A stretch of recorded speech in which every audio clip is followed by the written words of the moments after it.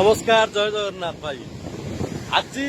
बहुत बढ़िया जिनसटी आम पाइलु समुद्र कूल भाई। एत दिन आम धरिकी आसू कि सेमती जिन आम हाथ में लग ना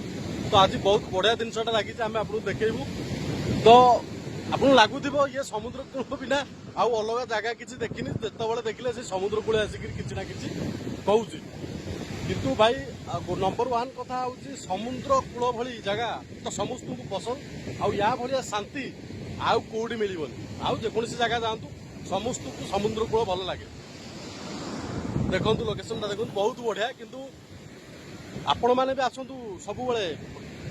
जना ना कहार केत भाग्य खोली बहुत बढ़िया जिनस आम आज पाई आपको देखेबी। तो प्रथम कथा हूँ डेली सका आसवा आप हेल्थ बेनिफिट भी अच्छी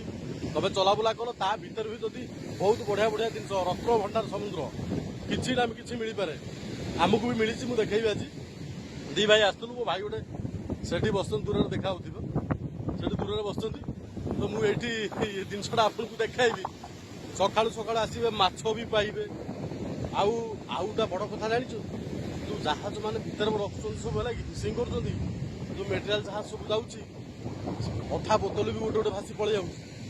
बहुत गुटे जिन साप साबुन आरंभ कर सब जिन तो सेमती गोटे जिन देखिए आप आश्चर्य हे मुझे देखा देखी दिखु देखु कौन मिली आज आमको परिवा भी मिलूँ समुद्र कूल फ्रेश फ्रेश परिवा कैप्सिकम देखु बहुत स्वीट बहुत सुंदर कैप्सिकम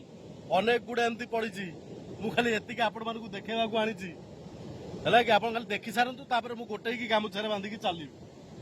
पूरा परिष्कार समुद्र आई सानिटाइज होगी खाली नवा खाइबा बैगण गोटे देख बैगण टिके खराब हो जाए काटिले जना पड़ो कौन परिस्थिति देखो बैगण आउटे देख स्वीट जिनसा यहाँ अमृतभंडा देखो पूरा पाचिला खाली छेलब खाइब बहुत सुंदर तो देखिले एमती अनेक जिनस किए जानी आपण भाग्य केत खोल तो डेली आसतु समुद्र कूल को चलाबुला करूँ कि ना कि मिल आपन रही जय जगन्नाथ जे समुद्र कूलिया पिला से जानी आउ के बुझी पारे।